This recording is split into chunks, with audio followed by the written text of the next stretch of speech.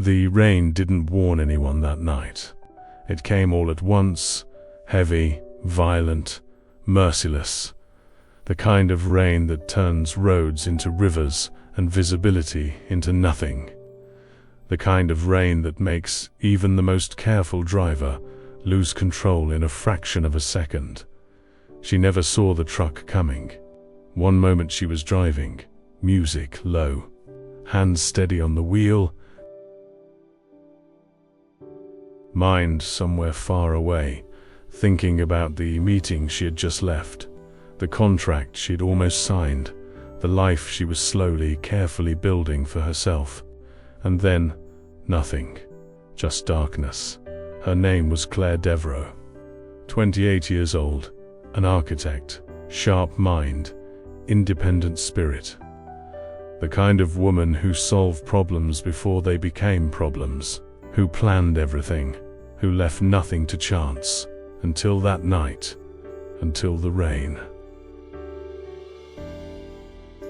Until the truck that came out of nowhere on a dark mountain road and took everything from her in one single second.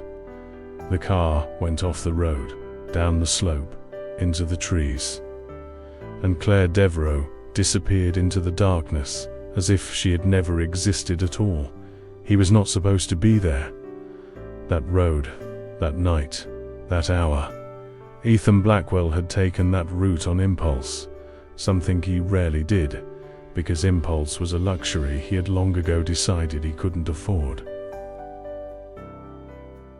His life ran on precision, on calculation, on control. He was 36 years old, and he controlled everything. His empire, a vast network of real estate, private security firms, and offshore investments, was worth more than most people could imagine. His name appeared in financial magazines, in boardroom conversations, in whispered rumors at exclusive events. But there was another side to Ethan Blackwell, a side that didn't appear in magazines, a side that operated in silence, in shadows.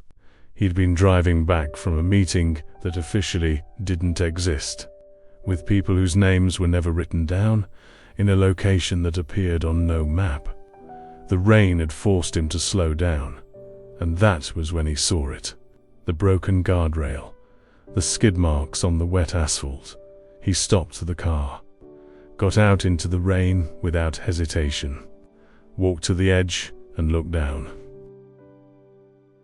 And there, 30 meters below, wrapped around a tree, the metal, crushed and steaming, was a car, someone still inside. Ethan Blackwell stood in the rain for exactly 2 seconds. Then he moved. She woke up slowly, like surfacing from deep, dark water. First came the light, soft, warm, filtered through heavy curtains.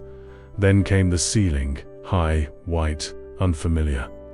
Then came the silence, deep and complete, the kind that only exists in places far from the city.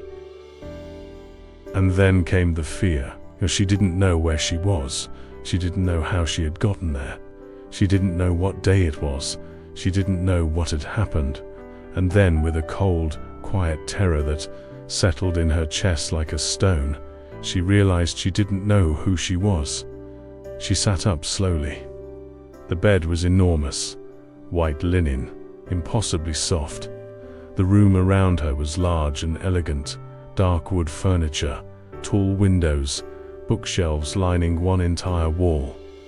Nothing personal, nothing warm, like a room designed for function, not for living. A woman in a nurse's uniform appeared at the door. "You're awake." She said it calmly, as if she had been expecting it. "Don't try to move too fast. You were in an accident." An accident. The words felt strange in her mouth, like something borrowed. What kind of accident? "Your car went off the road. You were brought here." "Here." She looked around the room again. "Where is here?" "You're safe. That's what matters right now." It was not an answer. She noticed that immediately. "Who am I?" she asked. The nurse paused, just for a second, but it was enough. "We found no identification on you. The doctors believe the memory loss is temporary, a result of the trauma." She looked down at her hands she didn't recognize, belonging to a person she couldn't remember. "What do I call myself?" she whispered, and from the doorway, a voice, low, controlled, like gravel wrapped in silk. "For now, we've been calling you Jane." She looked up, and for the first time she saw him. He was tall. That was the first thing she noticed. Tall and still in the way that only truly dangerous people are still, not relaxed but contained. Like something powerful held deliberately in check. Dark hair, sharp jaw, eyes the color of slate, gray and cold, and extraordinarily attentive. He was dressed simply. Dark trousers, a black shirt, sleeves rolled to the elbows. No tie, no unnecessary detail. He stood in the doorway as if he owned it. Because he did. He owned the doorway, the room, the mansion, the mountain it sat on. "I'm Ethan Blackwell," he said. "You were in an accident on the road below my property. I brought you here." She studied him. Why not a hospital? Something shifted in his expression. Almost invisible. Almost. The nearest hospital is 2 hours away. You were in critical condition. Moving, you would have been dangerous. My personal physician has been treating you here. It was a reasonable answer, perfectly constructed. She filed it away and said nothing. "How long have I been here?" 4 days. 4 days. She had lost 4 days. She had lost everything. "Thank you," she said finally, because there was nothing else to say. He nodded once, turned to leave. "Mr. Blackwell." He stopped, turned back slowly. "Why are you helping me?" The question hung in the air between them. He looked at her for a long moment with those slate-gray eyes. "Because you needed help," he said simply, and left. She watched the empty doorway for a long time after he was gone. Something about him felt like a locked door, and she had always been someone who needed to know what was on the other side. The memory did not come back all at once. It came in fragments. Small pieces that surfaced without warning. The smell of coffee triggering a flash of a kitchen she didn't recognize. The sound of rain making her hands grip the bedsheets.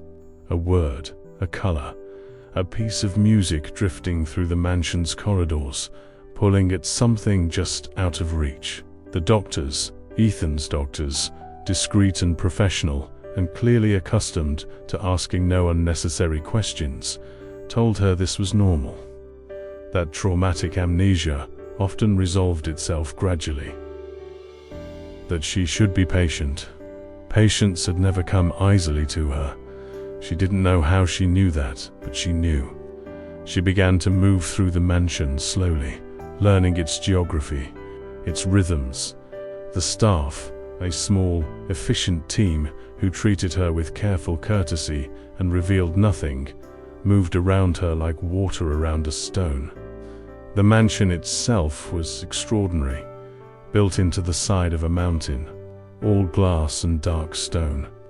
Views that stretched for miles, forests below, sky above, the world at a distance that felt intentional, like a fortress designed to keep something out or something in. She saw Ethan every day, always briefly, always controlled. He would appear at breakfast, in the library, on the terrace in the evenings, and they would exchange words that were careful and measured on his side, curious and searching on hers. She learned things about him slowly, that he awoke before dawn, that he read Real books, not screens, for an hour every morning, that he spoke 4 languages, that he never raised his voice, that the staff feared him deeply and respected him more, that he watched her, when he thought she wasn't looking, with an expression she couldn't name. One evening, on the terrace, with the valley spread out below them in the last light of the day, she asked him, "Do you always bring strangers into your home?" "No," he said, without hesitation. "Then why me?" He was quiet for a moment. "I don't know," he said finally. And she believed him, because it sounded like something that surprised him too. 2 weeks passed, then 3. The fragments kept coming, pieces of a life she couldn't yet assemble. A name, Claire, that rose to the surface one morning and felt like coming home. A face, a woman, older, warm eyes, grey hair, that appeared in her dreams and left her waking with tears she couldn't explain. And Ethan. He was changing, slowly, almost invisibly, like ice melting in a way so gradual you only notice when the water is already there. He began to stay longer on the terrace, to ask questions, not about her accident, not about her memory, but about her opinions, her thoughts, her instincts on things. She told him that buildings should tell stories, that architecture was just frozen music, that the best spaces made people feel something before they understood why. He listened to her the way people listen when they're storing something, keeping it. She began to notice other things. Phone calls he took in rooms with closed doors. Visitors who arrived late at night and left before dawn. A wing of the mansion she had never been invited to enter. Staff members who sometimes appeared wearing expressions that had nothing to do with household management. She filed these things away and said nothing, because something else was happening. Something she hadn't planned for. Something that frightened her more than the amnesia. She was falling in love with him. It happened on a Thursday night. She couldn't sleep. She walked through the dark mansion. She knew its corridors by heart now, and found herself near the restricted wing. The door at the end of the hallway that was always closed. It was open, just slightly, just enough. She should have walked away. She knew that. Every instinct that she was slowly recovering told her to walk away. She pushed the door open. The room beyond was large and lined with screens, maps, data, photographs, names connected by lines she didn't understand, a table covered in documents bearing insignia she didn't recognize, and in the center of it all, a photograph, a large one, printed and pinned to the wall. A man she recognized immediately, because she had been living with him for 3 weeks. But beneath the photograph, a name she had never heard him use, and a title, 2 words, that changed everything. The director. She stood in the cold room, looking at the photograph, understanding slowly assembling itself like broken glass reversing into a mirror. The late-night visitors, the closed doors, the restricted wing, the staff who moved like soldiers, the man who controlled everything with the precision of someone accustomed to absolute power over life and death. Ethan Blackwell was not just a billionaire. He was not just a man who had found her on a road. He was the head of one of the most powerful and feared criminal organizations in the world. And she was standing in the center of his command room. A sound behind her. She turned. He was standing in the doorway, still, controlled, eyes unreadable. For a long moment, neither of them spoke. Then he said quietly, "You weren't supposed to see this." And she said with a voice steadier than she felt, "But I did." he didn't lie to her. That was the thing she hadn't expected. He closed the door, sat down at the table, and told her, not everything. She understood there were layers she might never reach, but enough.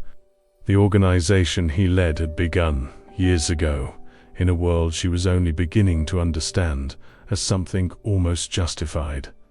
A response to a vacuum left by failing institutions. A structure built to protect people that legitimate power had abandoned. It had evolved into something more complicated, something with edges she could see were dark, but something that was, in his hands, controlled, directed, as close to principled as such a thing could be. He told her about his father, about the choice that had been made for him before he was old enough to make choices,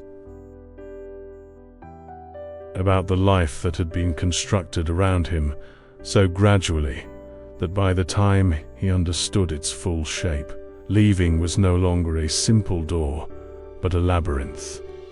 He told her without asking for sympathy, without asking for anything, just telling her the truth because she had found it and she deserved to hear it from him. When he finished, the room was very quiet. "Why did you really bring me here?" she asked. The truth this time. He looked at her for a long moment. "Because when I pulled you out of that car," he said slowly, "you looked at me. Just for a second before you lost consciousness. And you weren't afraid." A pause. "Everyone is afraid of me, Claire. Everyone who knows what I am. And you looked at me like I was just a person. Her real name." He said her real name. The memories had come back, not all at once, but enough. She knew who she was now. She had known for days. She had stayed anyway. "You knew," he said. "It wasn't a question. I knew. Why did you stay?" She looked at him across the table, covered in maps and shadows, and the weight of a life she was only now fully seeing. "Because you looked at me the same way," she said. "Like I was just a person." The days that followed were the most honest of his life. He had never told anyone what he had told her, had never sat in a room and let someone see the full architecture of what he was, had never felt the particular vulnerability of being known. It terrified him, and he walked toward it anyway. Because Claire Devereux was not someone you could half know. She asked questions that cut to the center of things. She saw patterns in what people revealed and what they didn't. She had built her whole professional life on understanding structures, and she applied that same clear eye to him. She didn't pretend the shadows weren't there. She didn't ask him to be someone else. She asked him instead who he wanted to be. No one had ever asked him that. He began quietly, slowly, in ways that didn't announce themselves, to change things. Decisions made differently. Lines drawn where there had been none. People protected who would previously have been expendable. It wasn't redemption, not yet, maybe not ever completely. But it was a beginning, and Claire was there for every step of it. Not because she was naive, not because love had made her blind, but because she had looked at the full truth of him and chosen to stay. Chosen to believe that the man who had climbed down a rain-soaked mountain in the dark to pull a stranger from a wreck was the truest version of who Ethan Blackwell was. And she was going to hold him to that. Not everyone was pleased with the changes. Inside the organization, there were those who had thrived under the old rules, who preferred the darkness because it served them, who saw Claire not as a woman Ethan loved, but as a variable that had disrupted a system that worked. The threat came on a quiet morning, a message delivered through channels that shouldn't have existed, She knows too much. Or she leaves. Or she doesn't. Ethan read it once. Set it down, and made a phone call. What happened in the 48 hours that followed, Claire never knew in full detail. She knew that Ethan disappeared for 2 days, that when he returned, he was quieter than usual, and there was something in his eyes that she recognized as the weight of choices made in the dark. She didn't ask. He sat across from her at the kitchen table, that ordinary, human place that had become, somehow, the realest room in the mansion, and looked at her for a long moment. "It's handled," he said. She nodded. "Are you all right?" she asked, and he looked slightly surprised, as he always did when she asked about him rather than about the situation. "I will be," he said. She reached across the table and put her hand over his. He looked down at their hands. And something in his face, that controlled, careful, armored face, came quietly undone. The memories came back fully in the end. All of them. Her name, her work, her life before the rain and the mountain road, and the man who had climbed down into the dark to find her. She went back to the city, back to her drafting table, her projects, her carefully built life. But some structures, once changed, cannot be unchanged. And some people, once found, cannot be unfound. He came to her city on a Tuesday, stood outside her office building like a man who had fought armies and was now uncertain about a single door. She saw him from the window, came down, stood on the sidewalk in front of him. "You didn't call," she said. "I wasn't sure you'd want me to." She looked at him, this man who ran empires in the light and shadows in the dark, who had pulled her from a wreck and given her back her life, and somewhere along the way handed her his own. "I lost my memory once," she said. "I don't intend to make a habit of forgetting things that matter." For the first time since she had known him, Ethan Blackwell smiled. Not the controlled, careful expression she had catalogued over weeks of careful observation. A real smile. The kind that changes a face entirely. The kind that had been waiting a very long time to exist. She took his hand, and they walked. Not into a perfect world. Not into safety or simplicity, or the kind of love that exists without cost, but into something real, something chosen, something worth every shadow it came with. And sometimes, that is enough.